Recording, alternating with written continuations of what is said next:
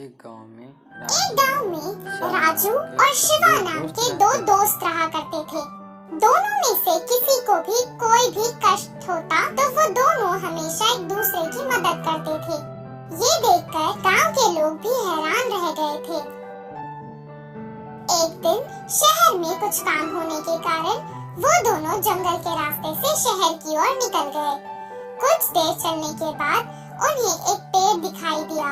वो पेड़ उनसे कहने लगा, ओ मुसाफिरों, ये रास्ते पर तुम्हें खतरा ही मिलेगा, किसी और रास्ते से चले जाओ। पेड़ की बातें सुनकर वो दोनों सोच में पड़ गए।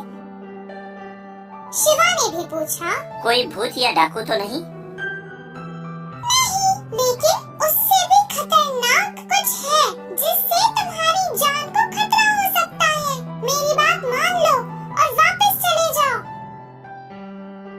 पेड़ के इतना कहने पर भी वो दोनों नहीं माने। अब उनके मन में उत्सुकता जाग गई थी और उन्हें आगे क्या है देखना था। वो दोनों उसकी बात ना मानकर आगे निकल गए। कुछ दूर चलने के बाद उन्हें एक सोने की पेठी दिखाई दी। उसे देखकर वो दोनों बहुत खुश हुए।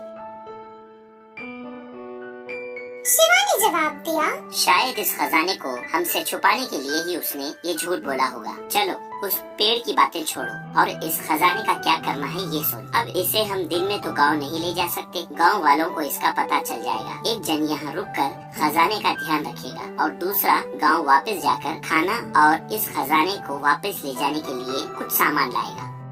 राजू गांव चला गया और शिवा वही खजाने की देखभाल करने लगा। कुछ देर बाद शिवा के मन में लालच आ गया और वो कहने लगा, काश मैं आज यहाँ अकेला ही आता और सारा खजाना मेरा होता, पर इस राजू को साथ लाने की वजह से इसे भी आधा देना पड़ रहा है। जैसे ही वो वापस आएगा मैं उसे मार दूंगा और सारा खजाना अपने घर ले जाऊंगा। इतना कहकर वो अपने हाथ में एक चाकू लेकर तैयार बैठा था।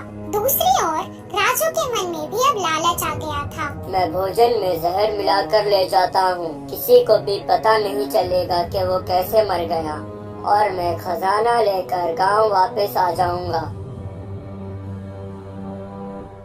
वो जहर से भरी खजाने की थैली लेकर जैसे ही शिवा के पास आया, शिवा उसे मारने के लिए तैयार बैठा था। शिवा ने जो चाकू अपने हाथ में पकड़ी थी, उसने उससे राजू को मार दिया। पागल कहीं का, आधे खजाने के लिए अपनी जान गवा बैठा। मैं भोजन करके सारा खजाना इस थैले में डालकर अपने साथ घर ले जाऊंगा। इतना कहकर बिना कुछ सोचे वो राजू का लाया हुआ खाना खाने लगा। जैसे ही उसने खाना शुरू ही किया था, वो मर गया। पेड़ की बातें सच हो गई थी।